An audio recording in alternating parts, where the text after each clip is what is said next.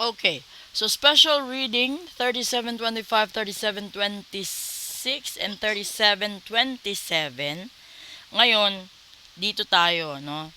Alamin natin kung ano ba yung mga sekreto ng puso, no? Ng bawat isa. Kasi nga, 'di ba, lahat ngayon is all about love muna kasi sa kahilingan ninyo tungkol sa puso. Ayun, alamin natin, kuha tayo dito ng tatlo ha. Kung ano ba yung mga nilalaman ng puso ng mga taong mahal nyo at nagmamahal sa inyo. Baka hindi nyo alam, no? Nakikisama lang sa inyo yan, pero deep inside, baka gusto na kayong tarakan.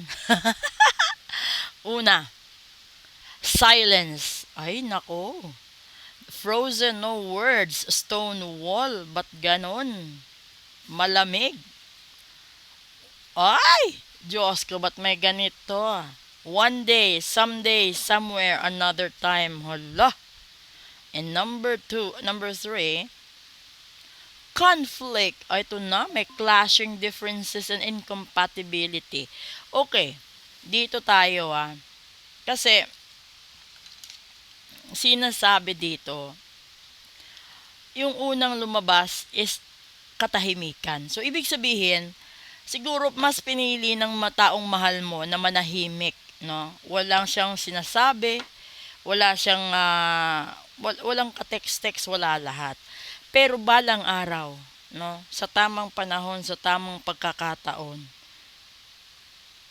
itong mga conflict at differences ninyo at incompatibility ay hindi magandang senyales. Ibig sabihin nito, banta sa relasyon nyo ang pakikipaghiwalayan. So, ingat kayo dyan kasi hihiwalayan kayo or kayo mismo ang makikipaghiwalay sa kanila.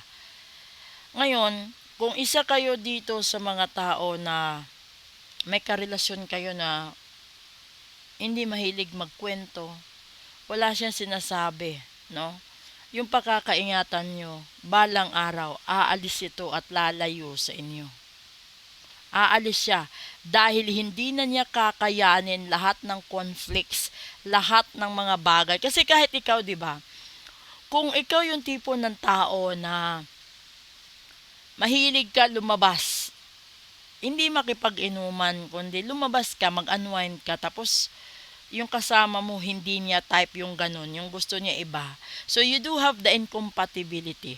Kung ikaw yung na ganito naman na sitwasyon, talagang aalis ka, aayaw ka, 'di ba?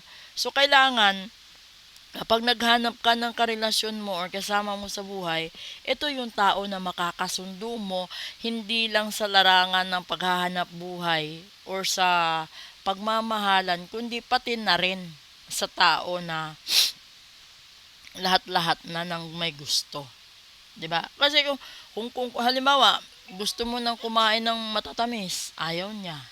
Gusto mong uminom ng soft drinks, ayaw kanyang painumin kasi sa tingin niya masama. Kaya mag-water therapy ka. Kung sasabihin naman lalabas ka kasama ang barkada dahil yun ang nakasanayan mo, ayaw niya. O, 'di ba?